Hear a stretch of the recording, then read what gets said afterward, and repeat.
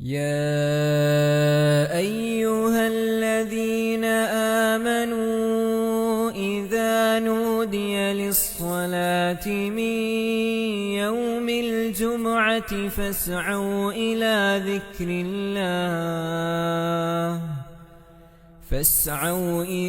ذكر الله وذروا البيع ذلكم خير لكم إن كنتم تعلمون. الحمد لله رب العالمين، نحمده ونستعينه ونستغفره ونعوذ بالله من شرور أنفسنا ومن سيئات أعمالنا. من يهده الله فلا مضل له ومن يضلل فلا هادي له، وأشهد أن لا إله إلا الله وحده لا شريك له، وأشهد أن محمدا عبده ورسوله، فاللهم صل وسلم وبارك عليه وعلى آله وصحبه أجمعين. أما بعد، فأوصيكم عباد الله ونفسي بتقوى الله. أعوذ بالله من الشيطان الرجيم. قل لا يعلم من في السماوات والأرض الغيب إلا الله وما يشعرون أيان يبعثون. സ്നേഹമുള്ള സത്യവിശ്വാസികളെ, വിശ്വാസിനികളെ, സഹോദരി സഹോദരന്മാരെ, അല്ലാഹു സുബ്ഹാനഹു വ തആലയുടെ വിധിവിലക്കുകളും നിയമ നിർദ്ദേശങ്ങളും ജീവിതത്തിലുടനീളം കാത്തു സൂക്ഷിച്ചുകൊണ്ട് തഖ്വയുള്ളവരായി ജീവിക്കുവാൻ പരമാവധി പരിശ്രമിക്കണേ എന്ന് എന്നെയും നിങ്ങളെ ഓരോരുത്തരെയും ഗൗരവപൂർവം ഉണർത്തുകയാണ്, ഉപദേശിക്കുകയാണ്. അല്ലാഹു സുബ്ഹാനഹു വ തആല നമ്മെ ഏവരെയും തഖ്വയുള്ളവരിൽ ഉൾപ്പെടുത്തി അനുഗ്രഹിക്കുമാറാകട്ടെ. സഹോദരങ്ങളെ, ഇസ്ലാമിന്റെ വിശ്വാസം, അതിന്റെ അഖീദ വളരെ പവിത്രമാണ്, പരിശുദ്ധമാണ്, മലിന്യങ്ങളൊന്നും തന്നെ കലരാത്തതാണ്. എല്ലാവിധത്തിലുള്ള ചൂഷണങ്ങളിൽ നിന്നും മുക്തമായ നിലക്കാണ് ഇസ്ലാം അതിൻ്റെതായ അധ്യാപനങ്ങൾ സമൂഹത്തിന്റെ മുമ്പിൽ പഠിപ്പിച്ചു പോയിട്ടുള്ളത്. അതേ അവസരത്തിൽ ഇന്ന് മനുഷ്യരുടെ ഭയത്തെയും അവരുടെ വ്യത്യസ്തങ്ങളായ പ്രതിസന്ധികളെയും കുടുംബ പ്രശ്നങ്ങളെയുമൊക്കെ ചൂഷണം ചെയ്തുകൊണ്ട് അവരെ ഭയത്തിന്റെ മുൾമുനയിൽ നിർത്തി ചില ആളുകൾ ഇവിടെ ലക്ഷങ്ങളും കോടികളും ആത്മീയ മേഖലയിൽ നേടിയെടുക്കുകയാണ്. ഇക്കൂട്ടത്തിൽ സമൂഹത്തിൽ നിന്ന് ഏറെ പ്രചാരം വന്നുകൊണ്ടിരിക്കുന്ന ഒരു കാര്യമാണ് ജ്യോതിഷം എന്ന് പറയുന്ന സമ്പ്രദായം. ആസ്ട്രോളജി എന്ന് ഇംഗ്ലീഷിൽ പറയപ്പെടുന്ന ജ്യോതിഷമെന്ന് മലയാളത്തിൽ ഭാഷാന്തരം നടത്തപ്പെടുന്ന ഒരു വലിയ തട്ടിപ്പ്. ഇത് പറയുമ്പോൾ ആസ്ട്രോണമിയാണോ ഈ പറയുന്നത് എന്നാരും തെറ്റിദ്ധരിക്കരുത്. ആസ്ട്രോണമി വേറെയാണ്, ആസ്ട്രോളജി വേറെയാണ്. ആദ്യത്തേത് ഇസ്ലാം അംഗീകരിച്ചതും രണ്ടാമത്തേത് ഇസ്ലാം കടുത്ത ഹറാമായി പരിചയപ്പെടുത്തിയതുമാണ്. ഇന്ന് ആളുകൾ ഇതിനു വേണ്ടി ഉപയോഗപ്പെടുത്തുന്ന ചില പ്രധാനപ്പെട്ട കാര്യങ്ങളുണ്ട്. മനുഷ്യരെ ഭയപ്പെടുത്തലാണ് അവർ ചെയ്യുന്ന ഒന്നാമത്തെ ഏറ്റവും കടുത്ത അക്രമം. ഭയപ്പെടുത്തിയിട്ട് അതിന് പരിഹാരം നിർദ്ദേശിച്ചു കൊടുക്കുക എന്നുള്ള മാർഗമാണ് അവർ ആദ്യം സ്വീകരിക്കുന്നത്. നേരത്തെ പറഞ്ഞ പ്രശ്നങ്ങളില്ലാത്ത മനുഷ്യരില്ലല്ലോ ലോകത്ത്. കടുത്ത സാമ്പത്തിക പ്രതിസന്ധി ഉണ്ടാകും, കുടുംബ പ്രശ്നങ്ങളുള്ളവരുണ്ടാകും, അതുപോലെ തന്നെ ശാരീരികമായി വലിയ വെല്ലുവിളികളും രോഗങ്ങളുമൊക്കെ അനുഭവിക്കുന്ന ആളുകളുണ്ടാകും. ഇങ്ങനെയുള്ള വ്യത്യസ്തങ്ങളായ പ്രശ്നങ്ങളില്ലാത്ത മനുഷ്യരില്ലല്ലോ. അവരെയൊക്കെ അവരുടേതായ കാര്യങ്ങൾ പറഞ്ഞിട്ട് ഭയപ്പെടുത്തി നിർത്തലാണ് ഈ ജ്യോതിഷികൾ ചെയ്യുന്ന, ആസ്ട്രോളജർമാർ ചെയ്യുന്ന പ്രധാനപ്പെട്ട ഒരു വിദ്യ. അവരോട് പറയും, നിങ്ങളുടെ ജീവിതത്തിൽ ഒരു വലിയ അപകടം വരാനിരിക്കുന്നുണ്ട് അടുത്ത് തന്നെ. നിങ്ങളുടെ കുടുംബത്തിൽ ബന്ധപ്പെട്ട ഒരാളുടെ മരണം അടുത്ത് സംഭവിക്കാൻ പോകുന്നുണ്ട്. അതോടുകൂടി ഇര പേടിച്ചു കഴിഞ്ഞു. ഇനിയാണ് അവരുടെ വിദ്യകൾ. എന്നാൽ നിങ്ങൾ പേടിക്കേണ്ടതില്ല. ഈ പ്രശ്നങ്ങളൊക്കെ നിലനിൽക്കുന്നവയൊന്നുമല്ല. ഇതിന് ചില പരിഹാര ക്രിയകൾ നമുക്ക് ചെയ്യാനുണ്ട്. അതിന് കുറച്ച് പണം വേണ്ടി വരും. അങ്ങനെ ആയിരങ്ങളിൽ തുടങ്ങി പതിനായിരങ്ങളും ലക്ഷങ്ങളും കോടികൾ വരെ അവർ പിടുങ്ങും. ഇതാണ് അവർ ചെയ്യുന്ന ഒന്നാമത്തെ ആസൂത്രിതമായ രീതി. മറ്റൊരു വിഭാഗം ആളുകൾ അവർ വ്യാജ കല്ല് കച്ചവടക്കാരാണ്, രത്നക്കച്ചവടക്കാർ. ജനങ്ങളോട് അവരുടെ ഈ മേൽപ്പറഞ്ഞ ഭീതികളെ അവരുടെ മനസ്സിൽ ഇങ്ങനെ ലൈവാക്കി നിലനിർത്തി നിങ്ങളുടെ സർവദോഷങ്ങൾക്കും പരിഹാരം വരാൻ, ദോഷബാധ തടയാൻ എന്ന് പറഞ്ഞ് ചില പ്രത്യേക മോതിരക്കല്ലുകൾ നിർദ്ദേശിക്കും.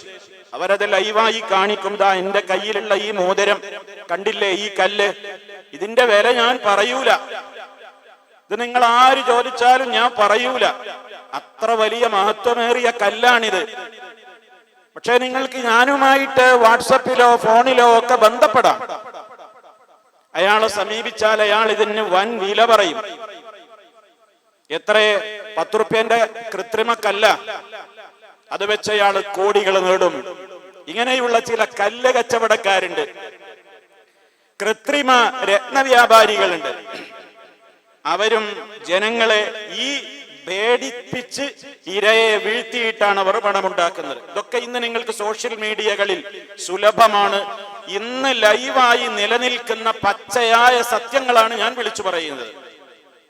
3, അത്ഭുത സിദ്ധികളും തകിടുകളുമാണ് അവർ പ്രൊമോട്ട് ചെയ്യുന്നത്. സർവ പ്രശ്ന പരിഹാരം എന്ന് പറഞ്ഞ് മന്ത്രിച്ച തകിടുകൾ നിങ്ങളെ ഏൽപ്പിക്കും, ഏലസുകൾ ഏൽപ്പിക്കും, രക്ഷാ കവചങ്ങൾ എന്ന് പറഞ്ഞുകൊണ്ട് നൂലും അതേപോലെയുള്ള വസ്തുക്കളും നിങ്ങളെ കയ്യിൽ തരും. എന്നിട്ട് പറയും, ഇത് ഞാൻ പറയും പോലെ നിങ്ങൾ കെട്ടിയാൽ, ശരീരത്തിൽ ബന്ധിച്ചാൽ, വീടിൽ ഞാൻ പറയുന്ന സ്ഥലത്ത് നിങ്ങൾ തൂക്കിയിട്ടാൽ, നിക്ഷേപിച്ചാൽ, കുഴിച്ചിട്ടാൽ നിങ്ങളുടെ കടബാധ്യതകൾ തീരും, തൊഴിൽ ലഭിക്കും, നിങ്ങളുടെ വിവാഹം മുടങ്ങി നിൽക്കുന്ന മക്കളുടെ വിവാഹം നടക്കും, വൻ തുക ആ മേഖലയിലും അവർ ഈടാക്കും. തീർന്നില്ല.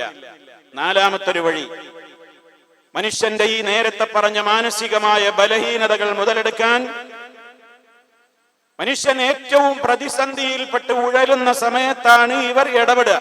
അങ്ങനത്തെ സമയത്താണ് ഈ ദുർബലരായ ആളുകൾ ഇത്തരം ചൂഷകന്മാരെ സമീപിക്കുകയും ചെയ്യുന്നത്. ഈ മാനസികാവസ്ഥക്കൊരു തകരാറുണ്ട്.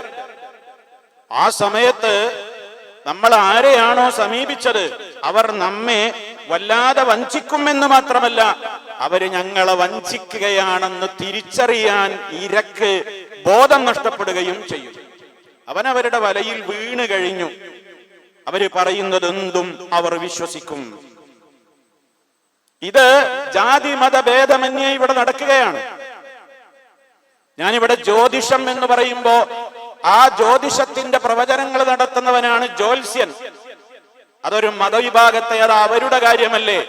മുസ്ലിമീങ്ങളോട് ഖുത്ബ പറയുമ്പോ എന്തിനാണ് ജ്യോത്സ്യന്മാരുടെ കാര്യം പറയുന്നത് എന്ന് ഒരു വേള ആരെങ്കിലും ശങ്കിക്കുന്നുവെങ്കിൽ അവരുടെ വിശ്വാസവും അവരുമായിട്ട് അവരുടെ വഴിക്ക് പോകാൻ അവർക്ക് സ്വാതന്ത്ര്യമുണ്ട്. നമ്മുടെ കാര്യമാണ് ഞാൻ പറയുന്നത്. മുസ്ലിമീങ്ങൾ എന്ന് പറയുന്നവർ, ലാ ഇലാഹ ഇല്ലല്ലാഹ് കേട്ട് വളർന്നവർ, അത് പറയുന്നവർ, ഇത്തരം ആളുകളുടെ മുമ്പിൽ പഞ്ചപുച്ഛമടക്കി ലക്ഷങ്ങൾ അടിയറ വെച്ച് തട്ടിപ്പിനിരയായി മാനഹാനി ഓർത്തുകൊണ്ട് പുറത്ത് പറയാനാവാതെ ചിലരൊക്കെ ആത്മഹത്യ ചെയ്തു, ചിലരൊക്കെ ബന്ധങ്ങൾ പിരിഞ്ഞു, ചിലരൊക്കെ ആത്മഹത്യയുടെ വക്കോളമെത്തി നിൽക്കുന്ന നൂറുകണക്കിന് ജീവിക്കുന്ന ഉദാഹരണങ്ങൾ നമ്മുടെ കേരളത്തിന് പറയാനുണ്ട്. നമ്മൾ മനസ്സിലാക്കണം. അത് ജ്യോത്സ്യൻ, ഇത് തങ്ങള്, അല്ലെങ്കിൽ ബീവി, ജിന്നുമ്മ, ജിന്ന് മെഹ്ളറ. ജിന്ന് മെഹ്ളറ എന്ന് പറഞ്ഞാൽ എന്താ? വലിയ വൻ വ്യവസായമായി ഇപ്പോ തഴച്ചു വളർന്നുകൊണ്ടിരിക്കുകയാണ് നമ്മുടെ തൊട്ടടുത്ത പ്രദേശങ്ങളിലൊക്കെ ജിന്ന് മെഹ്ളറകൾ. എന്താ മെഹ്ളറ എന്ന് പറഞ്ഞാൽ? ജിന്നുകൾ ഹാജരാകുന്ന സ്ഥലം. അവര് നിശ്ചയിക്കുന്ന സമയത്ത് ഇരകളാണ്ട് എത്തുകയാണ്, പാഞ്ഞെത്തുകയാണ്. ആളുകളൊക്കെ ഒന്നിച്ചുകൂടി ദിക്റാണെന്ന പേരിൽ ചിലതൊക്കെ ചൊല്ലും, സലാത്ത് എന്ന പേരിൽ. അങ്ങനെയാണല്ലോ ശൈത്താൻ എപ്പോഴും നേരെ ഹറാമിട്ട് പ്രൊമോട്ട് ചെയ്യൂല, കുട്ടിക്കലർത്തിയിട്ടാണ് അവന്റെ പരിപാടി. കുറച്ച് ബിസ്മിയും കുറച്ച് യാസീനും കുറച്ച് ഫാത്തിഹയും ഇപ്പൊ കഴിഞ്ഞിട്ട് പറയും ഹാലിർ ഹാലിർ ഹാലിർ. അങ്ങനെ അമറലാണ് ഒരു മൂലയിൽ നിന്നിട്ട്. ഇവിടെ ഹാദറാകൂ ഹാദറാകൂ, അയാൾ വിളിച്ചു വരുത്താണ്. മറ്റു മതങ്ങളിലുണ്ട് ദൈവങ്ങളെ വിളിച്ചു വരുത്തിയ കൊട്ടിപ്പാടിയിട്ടും മുട്ടിപ്പാടിയിട്ടും. ഈ ലാ ഇലാഹ ഇല്ലല്ലാഹ് എന്ന പരിശുദ്ധ വചനത്തിന്റെ വക്താക്കളായി ജീവിക്കുന്ന ആളുകളുടെ മുമ്പിൽ ഇവൻ ഹാദിർ ഹാദിർ, എന്താ ഹാദിർ എന്ന് പറഞ്ഞ ഹാജറാകൂ, വരൂ വരൂ എന്ന് വിളിച്ചു വരുത്തുകയാണ്, ജിന്നുകളെ വിളിച്ചു വരുത്തുകയാണത്രേ. അങ്ങനെ പിന്നെ അവൻ ഒരു പ്രത്യേക ഭാവഭാവങ്ങളിലേക്കൊക്കെ അവൻ നീങ്ങി. അവൻ ആളുകളെ കയ്യിലെടുത്തു, ജനങ്ങളൊക്കെ പേടിച്ചു. ഇപ്പൊ ജിന്ന് ഹാദറായി. ഇനിയാണ് അവന്റെ തന്ത്രങ്ങൾ. അതിലെല്ലാം നടക്കും, അതിൽ നടക്കാത്തതൊന്നുമില്ല. അത്ര മോശപ്പെട്ട വൃത്തിഹീനമായ ഒരു സംസ്കാരം ഇന്ന് നമ്മുടെ നാടുകളിൽ സർവ്വ ജില്ലകളിലും അതിന്റെ ബ്രാഞ്ചുകൾ മുളച്ചു പൊന്തിക്കൊണ്ടേയിരിക്കുകയാണ്. എന്താണ് സുഹൃത്തുക്കളെ ഇതിന്റെയൊക്കെ കാരണം? നിങ്ങൾ നോക്കൂ. ഇത് ഒരു ഭാഗം അങ്ങനെയാണെങ്കിൽ നിങ്ങളുടെ ഓരോരുത്തരുടെയും സ്മാർട്ട് ഫോണുകളിൽ അറിഞ്ഞവരുണ്ടാകും അറിയാത്തവരുണ്ടാകും എന്ന് പരിശോധിച്ചു നോക്കൂ. ഒരു വൻ പരസ്യമാണ് ഇപ്പൊ നടക്കുന്നത്. ആരെയാ പരസ്യത്തിന് ഉപയോഗപ്പെടുത്തുന്നത്?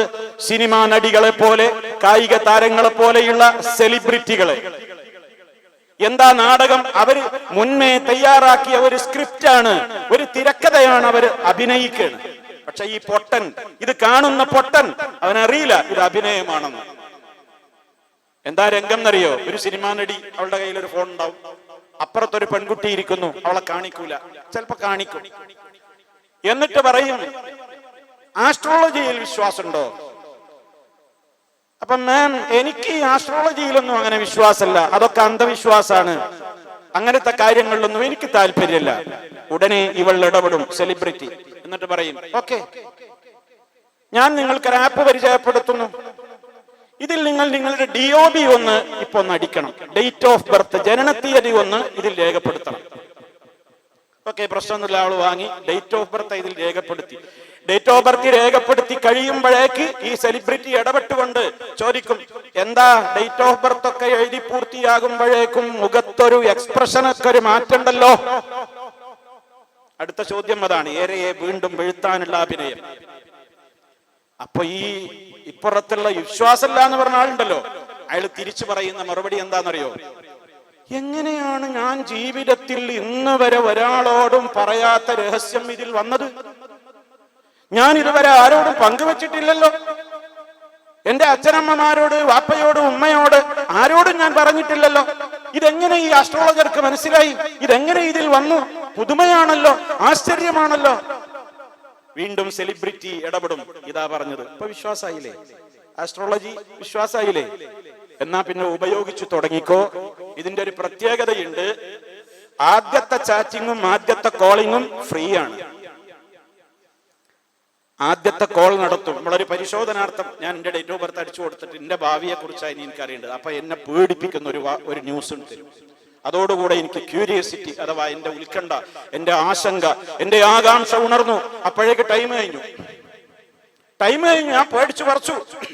ഇനിയിപ്പോ എന്താ അതിന്റെ ബാക്കി എന്ന് അറിയണമെന്നുണ്ടെങ്കിൽ വാലറ്റിൽ നിന്ന് എന്റെ പണം ഇതിലേക്ക് ഞാൻ കൊടുക്കണം. ഈ ആപ്പുകാർക്ക് ആയിരങ്ങളും ലക്ഷങ്ങളും കോടികളും പിടുങ്ങുവാൻ വേണ്ടി ഒരു വൻ മാഫിയ ആസ്ട്രോളജി എന്ന പേരിൽ ആസ്ട്രോളജറുമായി നിങ്ങൾക്ക് സംവദിക്കാമെന്ന് പറഞ്ഞുകൊണ്ട് എന്റെയും നിങ്ങളുടെയും വീടുകളിൽ ഓരോ കുട്ടികളുടെയും മുതിർന്നവരുടെയും കൈകളിലുള്ള സ്മാർട്ട് ഫോണുകൾ അവരിന്ന് കൈയടക്കിയിരിക്കുകയാണ്.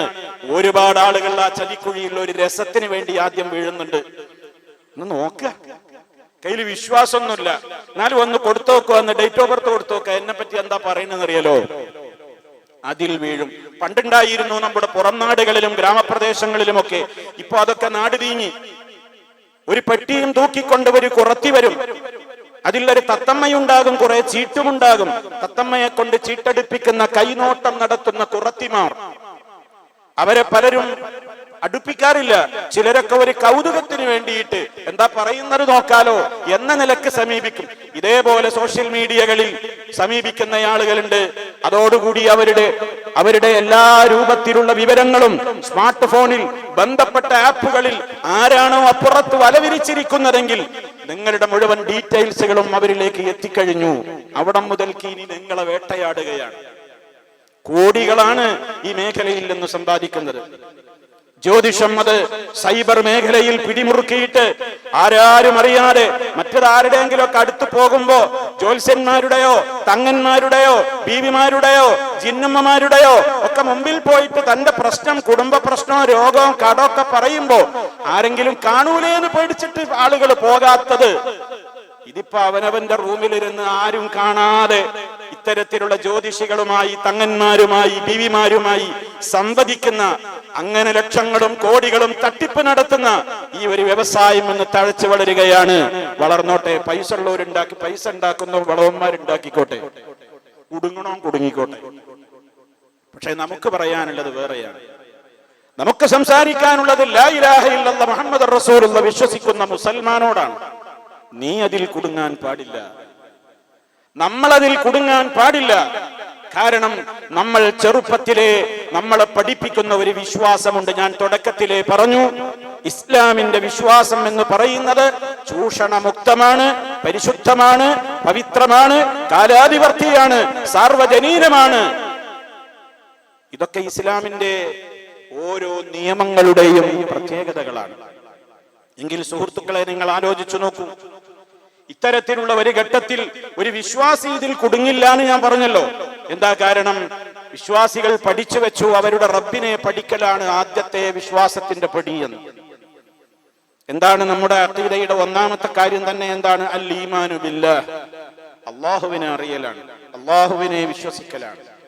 അല്ലാഹുവിനെ വിശ്വസിക്കുക എന്ന് പറഞ്ഞാൽ അല്ലാഹുവിന്റെ ഓരോ ഗുണങ്ങളും വിശ്വസിക്കലാണ്. അല്ലാഹുവിന് 99 നാമങ്ങളുണ്ട്. ഒരു ഹദീസിലൂടെ, മറ്റു ചില ഹദീസുകളിൽ നിന്ന് വ്യക്തമാകുന്നത് 99ലും നിൽക്കുന്നില്ല, 100ന്റെ അപ്പുറം പോകുന്ന വിശിഷ്ട നാമങ്ങളാണ് റബ്ബിനുള്ളത്. ഓരോ പേരുകളും അല്ലാഹുവിന്റെ വ്യത്യസ്തങ്ങളായ ഗുണങ്ങളാണ്, മഹത്വങ്ങളാണ്. അതിന്റെയൊക്കെ അർത്ഥവും ആശയവും ഗ്രഹിക്കൽ മുസ്ലിം സ്ത്രീ പുരുഷന്മാർക്ക് നിർബന്ധവുമാണ്. നമ്മളിൽ എത്ര പേർക്ക് അറിയാമെന്ന് അവരവരാണ് അവരവരോട് ചോദിക്കേണ്ടത്. ഒരുപാട് താരങ്ങളുടെ പേരുകൾ അറിയാം നമുക്ക്, ഒരുപാട് സെലിബ്രിറ്റികളുടെ പേരുകൾ അറിയാം നമുക്ക്. അവരുടെയൊക്കെ ഫ്ലക്സ് ബോർഡുകൾ വെക്കാൻ 1000ങ്ങളും 10,000ങ്ങളും കൊടുക്കാനും നമുക്ക് മടിയില്ല. എന്നെ സൃഷ്ടിച്ച് എനിക്ക് വായു തന്ന, വെള്ളം തരുന്ന, ഓക്സിജൻ തരുന്ന, എന്നെ സൃഷ്ടിച്ച് പരിപാലിക്കുന്ന സർവശക്തനായ റബ്ബിന്റെ വ്യത്യസ്തങ്ങളായ പേരുകൾ അറിയുന്ന എത്ര പേര് ഈ ശബ്ദം ശ്രവിക്കുന്നവരുടെ കൂട്ടത്തിലുണ്ട് എന്ന് സ്വന്തത്തോട് ചോദിക്കുക. ഖബറിൽ വെച്ചാൽ ആദ്യം ചോദ്യം റബ്ബിനെ കുറിച്ചായിരിക്കും എന്നതും ഇതിനോട് ചേർത്ത് വായിക്കുക. മൻ റബ്ബുക്, ആരാടോ നിന്റെ റബ്ബ്? റബ്ബിനെ അറിയാത്തവർക്ക് അവിടെ അല്ലാഹു റബ്ബി എന്ന് പറയാനാവില്ല. ഖബറിൽ അല്ലാഹുവിനെ അറിയലാണ്. അതിൽ ഏറ്റവും പ്രധാനപ്പെട്ട അവന്റെ ഒരു ഗുണമാണ് ആലിമുൽ ഗൈബി വശഹാദ, ദൃശ്യവും അദൃശ്യവും ഒരുപോലെ അറിയുന്നവനാണ് അല്ലാഹു. അല്ലാഹുവിന് മറഞ്ഞത് തെളിഞ്ഞത് എന്നൊന്നില്ല, അതൊക്കെ നമുക്കാണ്. ഒരു മറക്കപ്പുറത്തുള്ളത്, വരാനിരിക്കുന്നത്, നാളെ സംഭവിക്കുന്നത് ഒക്കെ എനിക്ക് ഗൈബാണ്, എനിക്കറിയില്ല. എന്റെ റബ്ബിന് അതൊന്നും പ്രശ്നമല്ല, അവനതെല്ലാം അറിയാം. ആകാശഭൂമികളിൽ ഒരാൾക്കും ആ മറഞ്ഞ കാര്യങ്ങൾ അറിയില്ല. നബിയെ പറയുക, ഖുൽ ലാ യഅലമു മൻ ഫിസ് സമാവാതി വൽ അർദിൽ ഗൈബ ഇല്ലല്ലാഹ്. പ്രവാചകരെ പഠിപ്പിച്ചു കൊടുക്കൂ ജനങ്ങൾക്ക്. ലാ യഅലമു, അറിയുകയേയില്ല, മൻ ഫിസ് സമാവാതി വൽ അർദി, ആകാശഭൂമികളിലുള്ള ആരും തന്നെ അറിയില്ല, അൽ ഗൈബ, മറഞ്ഞ കാര്യം, ഇല്ലല്ലാഹ്, അല്ലാഹു അല്ലാതെ അറിയില്ല. എത്രയോ മഹാന്മാരും പലരും മരണപ്പെട്ടു പോയിട്ടില്ലേ? എല്ലാവരും മരിക്കും. വമാ യശ്ഉറൂന അയ്യാന യുബഅസൂൻ, എപ്പോഴാണ് മഹ്ശറിലേക്ക് ഖബറിൽ നിന്ന് ഉയർത്തെഴുന്നേൽപ്പിക്കപ്പെടുക എന്ന സത്യം പോലും ഒരാൾക്കും അറിയിച്ചു കൊടുക്കാത്ത തികച്ചും റബ്ബിൽ മാത്രം നിക്ഷിപ്തമായ അറിവാണെന്ന് പരിശുദ്ധ ഖുർആൻ പറയുകയാണ്. മുസ്തഫ സല്ലല്ലാഹു അലൈഹി വസല്ലം ഈ സമൂഹത്തോട് പഠിപ്പിച്ചു, ലാ അഅലമുൽ ഗൈബ, എനിക്ക് ഗൈബ് അറിയില്ല ജനങ്ങളെ, മറഞ്ഞ കാര്യങ്ങൾ എനിക്കറിയില്ല. അതേ അവസരത്തിൽ നബി സല്ലല്ലാഹു അലൈഹി വസല്ലമ പല മറഞ്ഞ കാര്യങ്ങളും നമുക്ക് പഠിപ്പിച്ചു തന്നിട്ടില്ലേ? അതൊക്കെ റബ്ബ് അപ്പോൾ വഹയി കൊടുക്കുമ്പോൾ അത് പറയുന്നു എന്നുള്ളതല്ലാതെ വഹയി കിട്ടാത്ത വിഷയങ്ങളിൽ നബി സല്ലല്ലാഹു അലൈഹി വസല്ലമിന് പോലും മറഞ്ഞ കാര്യങ്ങൾ ഇനി ഭാവിയിൽ എന്ത് നടക്കാൻ പോകുന്നു എന്ന് അറിയാൻ സാധിക്കുമായിരുന്നില്ല. വഹദ് യുദ്ധത്തിന്റെ രംഗം നിങ്ങളുടെ മനസ്സിലേക്ക് വരണം. മുസ്തഫായെ വാരിക്കുഴിയിൽ വീഴ്ത്തിയിട്ട് കൊല്ലാനും ചതിക്കാനുമായിരുന്നു ശത്രുക്കളുടെ പ്ലാൻ. വഹദിന്റെ രണാങ്കണത്തിൽ അവർ ചതിക്കുഴി തയ്യാറാക്കി അതിന്മേൽ ചില്ലകളും ഇലകളും മണ്ണൊക്കെ ഇട്ട് മൂടിയിരുന്നു. മുസ്തഫയെ വാരിക്കുഴിയിൽ വീഴ്ത്തി കൊല്ലണമെന്ന ഉദ്ദേശത്തോടെ അല്ലാഹുവിന്റെ റസൂലിന് അത് മനസ്സിലായില്ല. അവിടുന്ന് നടന്ന് നീങ്ങവേ വഹദിന്റെ രണാങ്കണത്തിൽ ശത്രു കുഴിച്ചു വെച്ചിരുന്ന ചതിക്കുഴിയിൽ അവിടുന്ന് വീണുപോയി. അവിടുത്തെ മുൻപല്ലുകൾ പൊട്ടി രക്തം ധാരധാരയായി ഒഴുകി എന്ന് ചരിത്രം നമുക്ക് പഠിപ്പിച്ചു തരുന്ന ഒരു യാഥാർത്ഥ്യമുണ്ട്. അല്ലാഹുവിന്റെ റസൂലാണെങ്കിൽ പോലും ഭാവിയിൽ അടുത്ത സമയത്ത് എന്ത് സംഭവിക്കുമെന്ന് മുസ്തഫാക്ക് പോലും അറിയില്ല. റബ്ബ് പ്രത്യേകം വഹി കൊടുത്തിട്ടില്ലെങ്കിൽ. ഇത് ഇസ്ലാമിന്റെ അധ്യാപനമാണ്. അല്ലാഹുവിന്റെ റസൂല് പറഞ്ഞു, വലൗ കുന്തു അഅലമുൽ ഗൈബ, എനിക്കെങ്ങാനും മറഞ്ഞ കാര്യം അറിയാമായിരുന്നുവെങ്കിൽ ലസ്തക്സർതു മിനൽ ഖൈരി, ഞാൻ നന്മ മാത്രം അധികരിപ്പിക്കുക തന്നെ ചെയ്യുമായിരുന്നു. വമാ മസ്സനിയസ്സൂ, എനിക്ക് ഒരു ആപത്തും ബാധിക്കുകയുമില്ലായിരുന്നു. പിന്നെ എനിക്കെന്താ ആപത്ത് ബാധിക്കുന്നത്? എനിക്കെന്താ പ്രശ്നങ്ങൾ ഉണ്ടാകുന്നത്? എനിക്കും ആ വിഷയത്തിൽ നിങ്ങളെ പോലെയാണ്. അള്ളാഹ് എനിക്ക് വഹി അറിയിച്ചു തന്നിട്ടില്ലെങ്കിൽ അത് വേറെ ആർക്കും കിട്ടൂലല്ലോ. അത് അറിയിച്ചു തന്നിട്ടില്ലെങ്കിൽ എനിക്കും അറിയാൻ സാധിക്കില്ല എന്ന് ആലോചിച്ചു നോക്കൂ സുഹൃത്തുക്കളെ. ഇതാണ് ഇസ്ലാമിന്റെ വിശ്വാസം. ഈ വിശ്വാസത്തിന്റെ കടക്കൽ കത്തിവെച്ചവനല്ലാതെ, ഇതിനെ തോട്ടിലേക്ക് വലിച്ചെറിഞ്ഞ ഏറ്റവും കടുത്ത ആക്രമിക്കല്ലാതെ ഒരു തങ്ങളുടെയോ മുല്ലയുടെയോ ബീവിയുടെയോ മോലിയാരുടെയോ ജോത്സ്യന്റെയോ തങ്ങന്മാരുടെയോ ആരുടെയും മുമ്പിൽ എന്റെ പ്രശ്നങ്ങൾക്ക് പരിഹാരം എന്തെന്ന് ചോദിച്ചുകൊണ്ട് എന്റെ ഭാവി എന്താണെന്ന് അറിയാനുള്ള ആ രൂപത്തിലുള്ള അന്വേഷണവുമായി സമീപിക്കാനോ, എന്റെ ഭാവി ഒന്ന് പറഞ്ഞു തരാമോ എന്നോ, കടക്കണിയിൽ നിന്ന് രക്ഷപ്പെടാൻ എനിക്കൊന്ന് തകിട് തരുമോ എന്നോ, എനിക്കതിനുള്ള പരിഹാര മാർഗങ്ങൾ പൈശാചികമായ രീതിയിലാണ് അവർ പറഞ്ഞു കൊടുക്കുന്നത്. ഇസ്ലാമിൽ പലയിടത്തും ദിക്റുകളും ദുആകളും ഒക്കെ ചൊല്ലാൻ നിർദ്ദേശമുണ്ട്. അത് വേറെ വിഷയമാണ്. അതും ഇതുമായിട്ടൊന്നും ബന്ധമല്ല. പലരും അതൊക്കെ കാണിച്ച് ഈ ചൂഷണത്തെ ന്യായീകരിക്കാറുണ്ട്. രണ്ടും രണ്ടാണ്. നബി സല്ലല്ലാഹു അലൈഹി വസല്ലം നമുക്ക് പഠിപ്പിച്ച ദുആ ദിക്റുകളുണ്ട്. നിത്യജീവിതത്തിൽ ചൊല്ലാനും പറയാനും എമ്പാടുമുള്ള ദിക്റുകളുണ്ട്, ദുആകളുണ്ട്. അതൊക്കെ വേറെ വിഷയമാണ്. ഇവർ ചെയ്യുന്നത് അതല്ല. ഇവർ തകിട് തരികയാണ്. നിങ്ങൾക്കാരോ മാരണം ചെയ്തിരിക്കുകയാണെന്നാ പറയുന്നത്. നിങ്ങൾക്കാരോ സിഹിർ ചെയ്തിരിക്കുന്നു. നിങ്ങളുടെ വീട്ടിൽ ഇന്ന പ്രശ്നങ്ങളുണ്ട്. നിങ്ങളുടെ ഉമ്മറപ്പടിയിൽ ഈ തകിട് കൊണ്ടുപോയി കുഴിച്ചിടണം. ഈ കോഴിമുട്ട നിങ്ങൾ അടുപ്പിൽ കുഴിച്ചിടണം. തകിട് അടുപ്പിൽ കുഴിച്ചിടണം.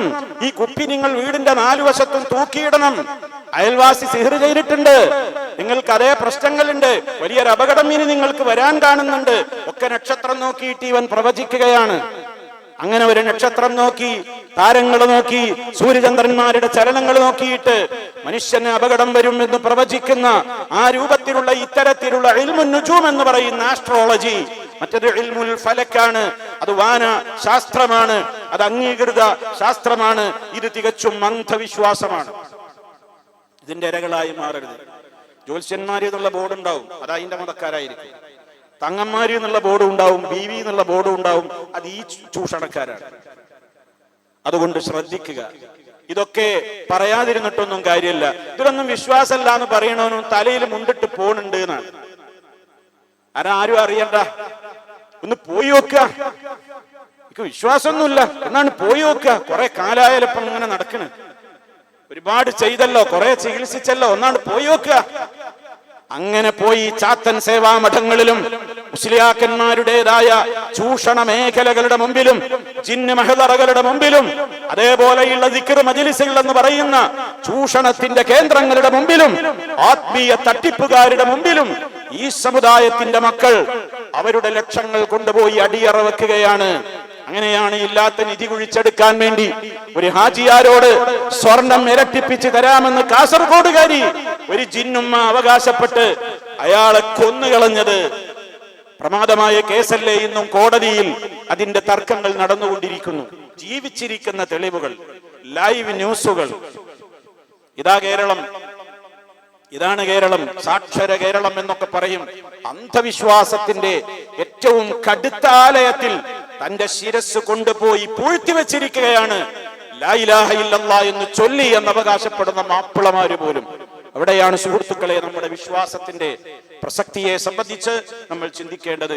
മഹാനായ നബി സല്ലല്ലാഹു അലൈഹി വസല്ലമ ഗൗരവത്തോടുകൂടി പഠിപ്പിച്ചിരുന്നതാണ് മന്നതാ അറാഫൻ. കേട്ടോ, ഇതിന്റെ ഗൗരവമായി ഇനി പറയാൻ പോകുന്നത്. ആരെങ്കിലും ഒരു അറാഫിനെ സമീപിച്ചാൽ, തരത്തിലുള്ള പ്രവാചകന്മാരുണ്ടല്ലോ, ജ്യോത്സ്യന്മാര്, ഇവരെയൊക്കെ ആരെങ്കിലും, കണക്കന്മാര്, മഷിനോട്ടക്കാര്, അങ്ങനെയുള്ള ആളുകൾ ആരെങ്കിലും സമീപിച്ചിട്ട് ഫസഅലഹു അൻ ശൈഇൻ, അവനോട് ചില കാര്യങ്ങൾ ചോദിച്ചു നോക്കാം. വിശ്വാസമൊന്നുമില്ല, എന്താ പറയണെന്ന് നോക്കുക. ഞാൻ നേരത്തെ പറഞ്ഞല്ലേ, നെറ്റില് ഡേറ്റ് ഓഫ് ബർത്ത് അടിച്ചു കൊടുത്തിട്ട് ഇങ്ങനെ കാത്തുത്തിരിക്കുകയാണ്. വിശ്വാസമൊന്നുമില്ല, എന്നാലും എന്താ എന്നെ കുറിച്ച് പറയുന്നത് അപ്പുറത്തുനിന്നൊന്ന് നോക്കുക. ഇത് ചെയ്യുന്ന ആയിരങ്ങളുണ്ട്. അവനെ തന്നെയാ ഇവര് എന്ത് ചെയ്യുന്നത്? ഏറ്റവും കൂടുതൽ കാത്തിരിക്കുന്നത് അവനെ എനിക്ക് കിട്ടും.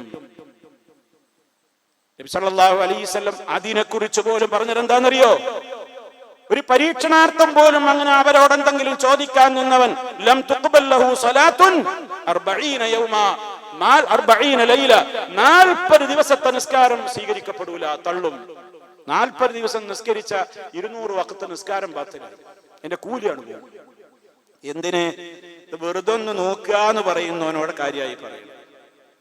എന്നാൽ അവനിൽ വിശ്വസിക്കുകയും അവൻ പറയുന്നത് അംഗീകരിക്കുകയും അതിന് വേണ്ട പരിഹാരക്രിയകൾക്ക് നെട്ടോട്ടമോടുകയും ചെയ്താലോ അതിന്റെ വിധി വേറെ. ആരെങ്കിലും ഇത്തരത്തിലുള്ള ഈ രൂപത്തിലുള്ള തട്ടിപ്പുകാരെ സമീപിക്കുകയും അയാൾ പറഞ്ഞതവൻ അംഗീകരിച്ചു കൊടുക്കുകയും ചെയ്താൽ ഫഖദ് കഫറ ബിമാ ഉൻസില അലാ മുഹമ്മദിൻ സ്വല്ലല്ലാഹു അലൈഹി വസല്ലം, അല്ലാഹുവിന്റെ റസൂലിന് ഇറക്കി കൊടുത്തിട്ടുള്ള റബ്ബിന്റെ പരിശുദ്ധ ഖുർആനിൽ അവൻ കാഫിറാണ്. ഇസ്ലാമിൽ നിന്ന് പുറത്തുപോയി. അവന് ഇസ്ലാമിൽ സ്ഥാനമില്ല,